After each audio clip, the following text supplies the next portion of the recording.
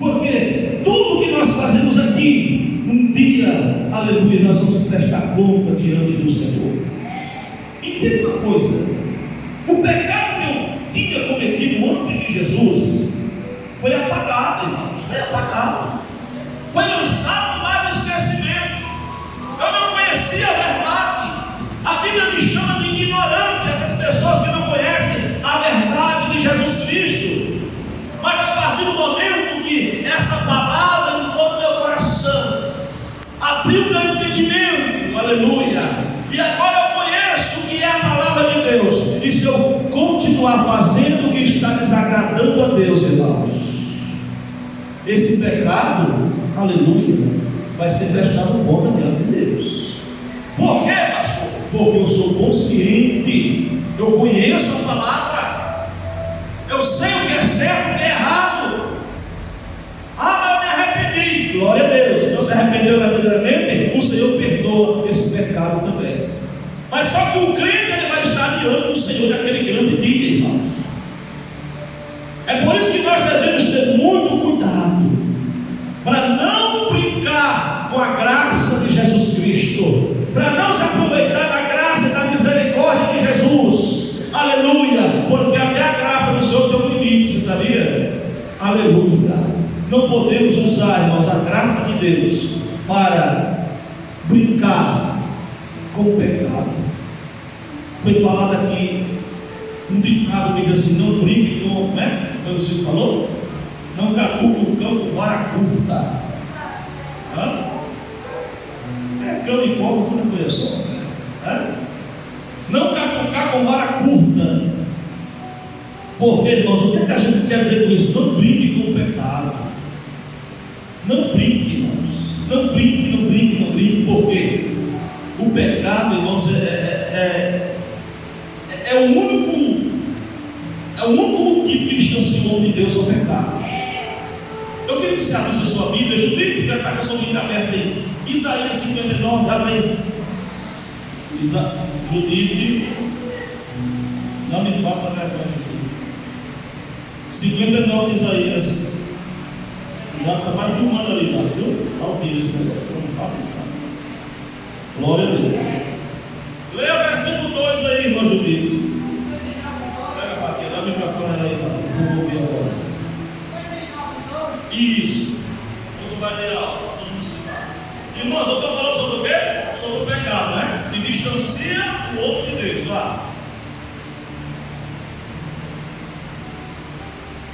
Mas a nossa iniquidade faz a divisão entre vós e o vosso Deus, e o vosso pecado encoberto, e o seu rosto de vós, para que vós não ouçam. Olha só. A vossa iniquidade, o que é iniquidade? Pecado. É o que impede de Deus ouvir. Mas tem mais. Olha o outro versículo lá, vamos continuar lendo. Isso, leu o 3 para ver. Você leu o primeiro ou faltou isso? Leu o primeiro versículo. Glória a Deus.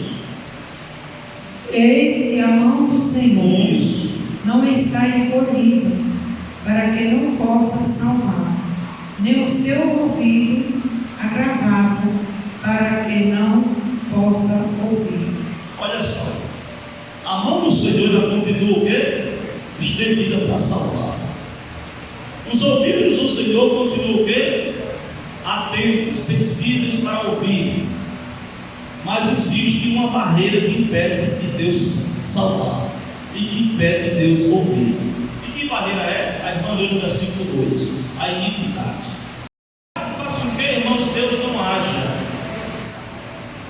A mão do Senhor não está encolhida para nos salvar, os ouvidos não estão gravados para não ouvir, porém as vossas iniquidades fazem o quê? Separação, divisão entre vocês e o vosso Deus. É por isso que às vezes a gente ora, a gente busca, a gente paga preço, a gente faz e não vê nada acontecer, presbiteriano, porque às vezes está precisando consertar alguma coisa que está desconsertada. Está precisando. Pastor, mas se é verdade, é verdade. Agora vamos lá para a 2 Crônicas 7. Abre esse é muito conhecido. Faz o vídeo. Bota uma fraquinha. 2 Crônicas capítulo 7. Leia aí para nós, irmãos. A promessa de Deus, aleluia, para o seu povo, não é para quem está lá fora, não, é para mim, é para você. O desejo de Deus que você é salvar, é curar, é libertar, é sarar a nossa terra. 2 Crônicas capítulo 7, verso 14. Leia aí para nós.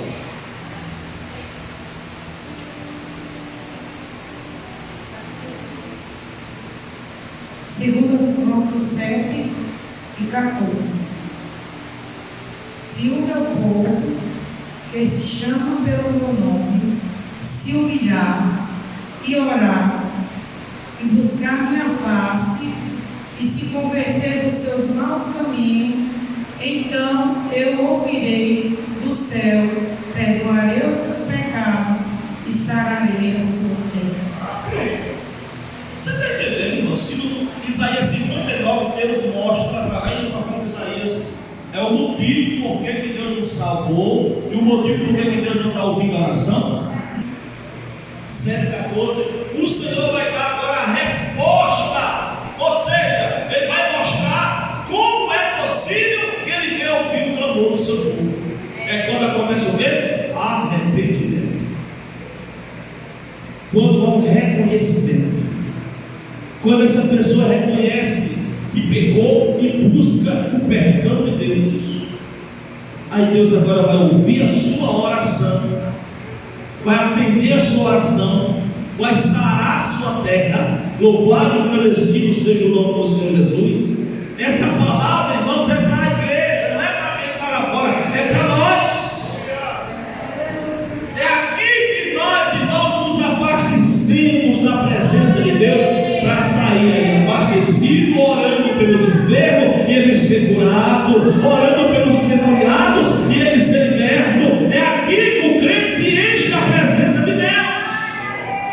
Aleluia, aleluia. Eu pequei, eu sei que eu errei, eu não sou digno de perdoa. Quando você abre o seu coração aqui, irmãos, Deus, Ele ouve a tua oração do céu, Ele perdoa o teu pecado. Aleluia. E Ele entra na tua presença, aleluia. E você sai daqui cheio da presença dEle, aleluia. E alguém te chama para fazer oração por alguém, aleluia. E você está abastecido nessa presença maravilhosa. E quando você põe as suas mãos sobre esta pessoa, usando a autoridade que Jesus te deu, irmão, o milagre acontece, aleluia, a libertação acontece. Louvado e agradecido seja o nome do Senhor. Mas é necessário que nós estejamos buscando essa presença. É necessário que venhamos buscar a presença de Deus, para que Deus venha fazer, irmãos, na minha vida e na sua vida. O crente tem que estar aqui, ralando, buscando a presença do Senhor. Senão, ele não vai ter certeza de salvação, de nada. Alguém perguntar, e aí, está salvo mesmo? Ele vai dizer, eu não sei não, estou na igreja. Estou lutando, eu sei que a gente está lutando, mas a gente tem que ter certeza da nossa salvação. Só que não existe salvação sem obediência. Abra aí Hebreus capítulo 5. Hebreus capítulo 5, versículo de número 9. E sendo ele consumado, veio a ser a causa da eterna salvação para todos os que lhe obedecem. A salvação é por meio de quê? Da obediência. Não existe salvação sem obediência. Ou seja, através do sacrifício de Jesus Cristo, irmãos, aleluia, veio a ser a causa eterna da salvação para todos que lhe obedecem. A Bíblia diz que obedecer é melhor do que sacrificar. Viu? É melhor. É melhor obedecer do que sacrificar. Às vezes nós queremos sacrificar tanto, né? E às vezes não quer obedecer a palavra de Deus. Obedecer é mais fácil do que sacrificar. O rei Saul, ele quis sacrificar algo que não era para ele fazer. O profeta Samuel tardou um pouco de chegar no horário, e agora Saul foi fazer o que não era cabível para ele fazer, que era fazer o sacrifício. E quando Samuel chega, Saul está lá fazendo o sacrifício, não era a função dele. E aí Samuel olha para Saul e diz: ei, Saul, Deus atenta mais para a obediência, para sacrifício, do que para sacrifício. Então, irmãos, se você vive obedecendo a palavra de Deus, você tem a convicção da sua salvação. Tem a convicção da sua salvação. Aleluia. Ninguém se glorie, mas a salvação foi por meio do sacrifício de Jesus Cristo.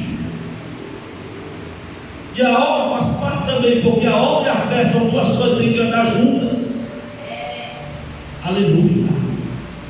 Você vindo para a igreja, está fazendo o que está fazendo alguma coisa. Você está vindo para a igreja. Você ajudar alguém, está fazendo alguma coisa. E tudo isso está sendo notado diante de Deus.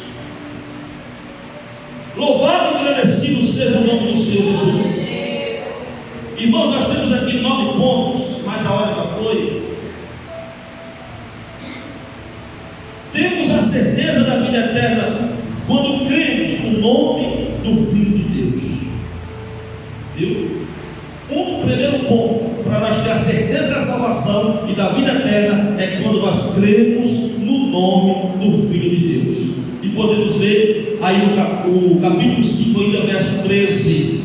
Glória a Deus. O apóstolo João, ele vai dizer assim: ó, estas coisas vos escrevi para que saibais que tendes a vida eterna e para que creais no nome do Filho de Deus.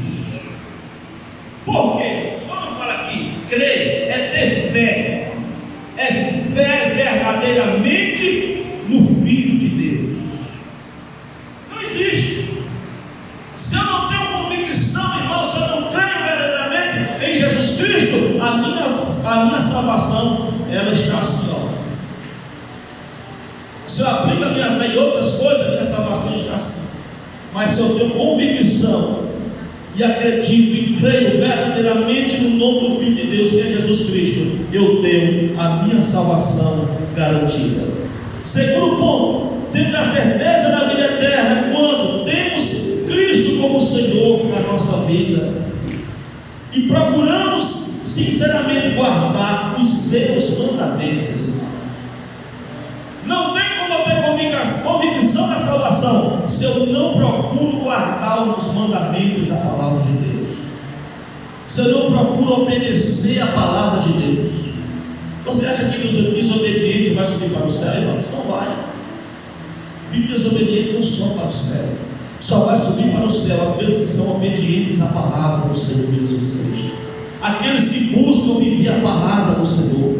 Como eu falo aqui nessa noite, estão mudando tudo aí fora, estão querendo mudar até a palavra de Deus, mas aqueles que verdadeiramente conhecem a palavra, eles procuram andar, irmãos, como a palavra manda.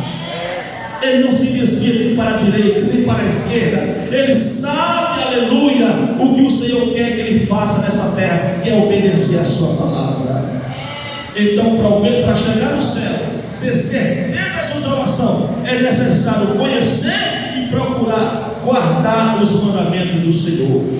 E nisso sabemos que o conhecemos se guardarmos os mandamentos. Aquele que diz eu conheço e não guarda os seus mandamentos é o quê? Mentiroso. É mentiroso. Eu não conheço a palavra, né? Eu já estou na igreja, eu amo, não sei o que, já sou batizado, não sei o que. Mas irmãos, não procura obedecer a palavra. A Bíblia diz que ele é mentiroso. E quem é o pai da mentira, irmão? Pode falar mais rápido, entendeu? Quem é o pai da mentira? É o diabo. E quem é o pai do diabo? A Bíblia diz. É a Bíblia que diz. Diz que é filho do diabo, irmão. É uma palavra dura que o Senhor está falando conosco aqui? É. Mas a Bíblia diz que Satanás é o pai da mentira, e nele não há verdade. Não há verdade, mas qualquer que guarda a sua palavra, o amor de Deus está nele. Olha só, verdadeiramente aperfeiçoado nisso, conhecemos que estamos nele, aleluia, se nós, irmãos, estivermos guardando a palavra de Deus. Então, se eu falo alguma coisa, se eu digo que conheço a palavra, mas não guardo os mandamentos, eu sou mentiroso, tá bom? Então, o terceiro ponto, temos certeza da vida eterna quando, aleluia, amamos o Pai e o Filho, e não amamos o mundo. Ia ficar bom agora, mas está chegando o horário ali. Como é que eu tenho a certeza da salvação? Se eu amo mais as coisas do mundo do que amo o Pai e o Filho, né? Eu pergunto a você, se você ama seu papai, se você ama sua mamãe, o seu desejo é fazer o quê? É estar perto dele, sim ou não? É estar perto, é procurar ajudar, é procurar fazer uma coisa para retribuir o que o seu pai fez por você quando você era criança, assim não é? Então, irmãos, se nós temos certeza da salvação, nós procuramos obedecer o Pai e obedecer o Filho e não obedecer o mundo. Nós podemos ler aqui também capítulo 2, versículo 15, ainda na primeira epístola de João. Olha só o que é que o apóstolo vai falar. 2:15, glória a Jesus. Olha só, não ameis o mundo, nem o que no mundo há. Se alguém ama o mundo, o amor do Pai não está nele. Então nós, como igreja, olha só, estamos aqui nesse mundo sim, mas não devemos amar esse mundo não. Porque se nós amarmos esse mundo, o amor do Pai não está em nós. Nós estamos aqui, sentados nas cadeiras, podemos cantar, podemos pregar, podemos participar dos trabalhos, mas se o meu coração estiver voltado mais para as coisas do mundo, o amor de Deus não está em mim não, irmãos. Eu estou perdendo o tempo dentro da igreja. Eu tenho que sentir desejo, aleluia, de estar aqui, ouvindo o Papai do Céu falar comigo. Eu tenho que sentir desejo, a minha alma tem fome, tem sede de ouvir Deus falar. Aleluia. Se nós não tivéssemos desejo, irmão, aleluia, alguma coisa está errada na minha vida espiritual. Você já percebeu que nós passamos 2, 3, 4 horas com o celular nessa mão, não dá sono, os olhos não ardem, não dói. Dá 1h da manhã e a gente está com o celular na mão, dá sono, porque as coisas do mundo faz isso, mas quando é para as coisas de Deus, eu vou estar faltando 3 para as 9, o cara vai abrir na boca, está com sono. Aleluia. Aleluia. Vamos ter cuidado, irmãos, para nós não colocar as coisas do mundo na frente das coisas de Deus. Quarto ponto, temos a certeza da vida eterna quando, aleluia, habitual e contínua, praticamos a justiça e não o pecado. Por outro lado, quem vive na prática do pecado, irmãos, é de quem? É do diabo. Vamos ler aqui 3:7 ao 10. Olha só, irmão, o negócio é sério, viu? Quem comigo? Quem quer ouvir? Porque quando o bem não vem para a igreja mais, porque o pecado está tomando de conta, irmãos. E a onda está carregando o espiritual para lá embaixo. Eita Jesus. 3:7 diz assim, olha só. Glória a Deus. Filhinhos, ninguém vos engane. Quem pratica a justiça é justo, assim como ele é justo. Quem é justo? Deus. E quem pratica a justiça é justo, porque o nosso Deus é justo. Mas no versículo 8 diz: quem comete o pecado é do diabo, porque o diabo peca desde o princípio. Por isso o Filho de Deus se manifestou para desfazer as obras dele. Quando fala aqui de pecado,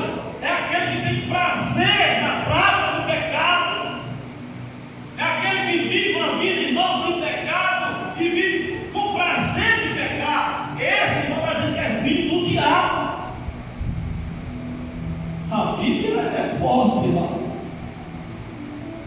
Aleluia. Qualquer que nasce de Deus não comete pecado, porque a sua semente permanece nele, e não pode pecar porque é nascido de Deus. Você é nascido de Deus? Se você é nascido de Deus, você tem que ter medo de pecar. Porque se você tem prazer no pecado, prazer, você é filho de Satanás. E agora? É a Bíblia que está dizendo isso.